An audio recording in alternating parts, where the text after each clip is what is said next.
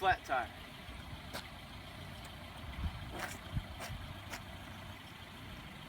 A phone said.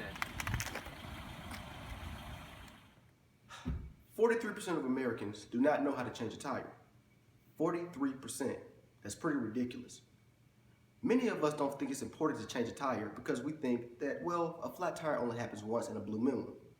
But that's not necessarily true. And the last thing you want is to be on the side of the highway at nighttime with no one to call with your phone dead. So today we'll be giving a tutorial about how to change a tire. Before we start, make sure you have a tire iron and a car jack in your vehicle at all times. The first step is taking your tire iron and loosening the bolts on the tire that is flat. The second step is to take your car jack and place it under the vehicle and begin to crank the vehicle up.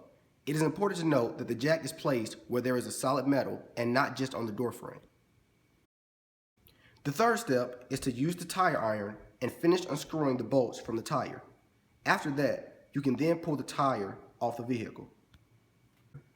Then you will grab your spare tire and place the tire onto your lifted vehicle.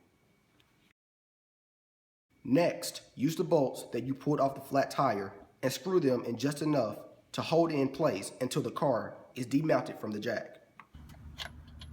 Finally, demount the car by lowering the jack.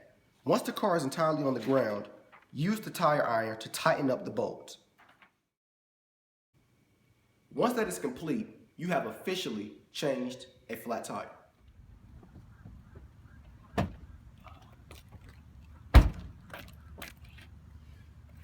Well, that's all fixed.